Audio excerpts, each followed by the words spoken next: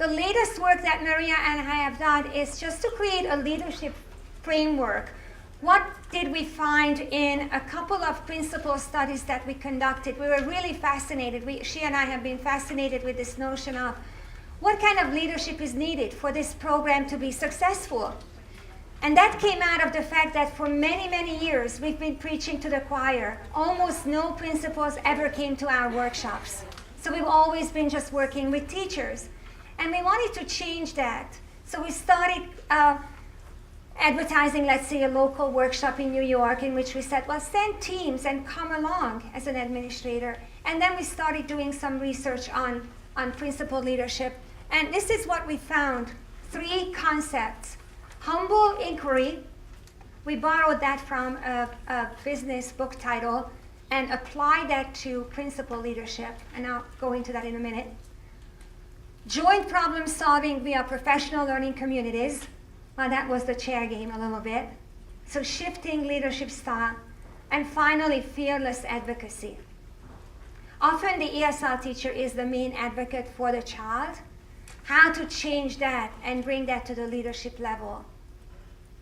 So what does this mean? Humble inquiry, and I mentioned already Mr. Gefeller's example. He was the main motivation for this, who led his school from being ranked in the 400s in Prince William County to being among the top 25, which earned him a visit from the lieutenant governor to his school and a promotion to becoming an assistant superintendent. And he just never stopped learning.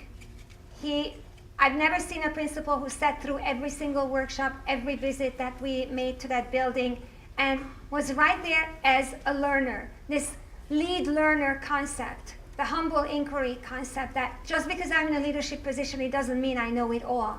I still have to learn. We're learning along each other. And he really is an amazing example of that. This is his schedule.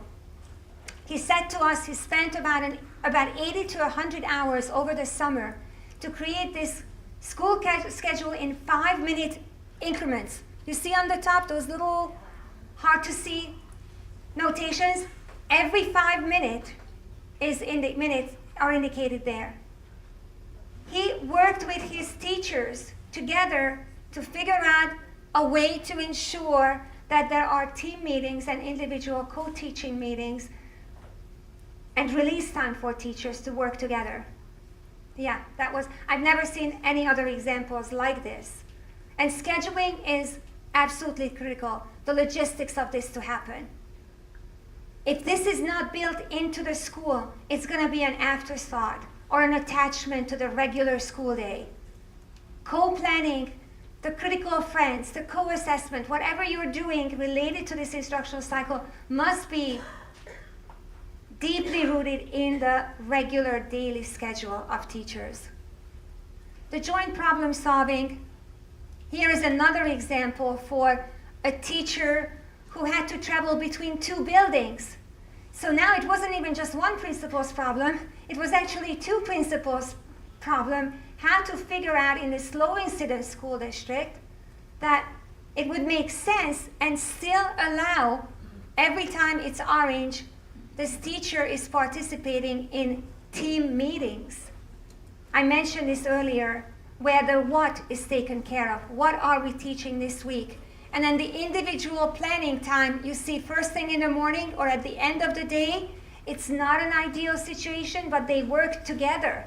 They compromised and they had ownership of this solution so that the ESL teacher who is in 2 buildings working with 4 or 5 ESL classroom teachers still has a chance to meet individually with every single partner every week.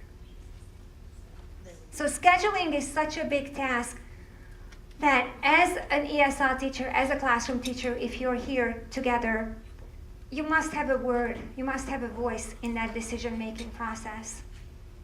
And bring solutions, bring ideas to your administrators who create the yearly schedule. And then fearless advocacy, this is from one of my other books. I think you have that book here, the other leadership book. You have that here with the flower on the top? No? So in that book, we were talking about the 3 new R's. what English learners need, and we borrowed it, of course, from the Rigor and Relevance Framework from International Center for Educational Leadership. So the 3 R's, yes, that's the book. You could pass that around too, perhaps. Thank you. Has my name on it. How about your other 2? Yeah, thank you. I did not pay her to say that. It was settle the bill in the break. So the rigor is high expectations, grade appropriate content, and not shying away from truly challenging our English learners, giving them that good struggle. Relevance, whatever we teach them has to be relevant to the general education curriculum. We can't just have our own separate ways. We have to align our curriculum, whether it's standalone or integrated, to the gen ed curriculum. It has to be relevant to their lived experiences.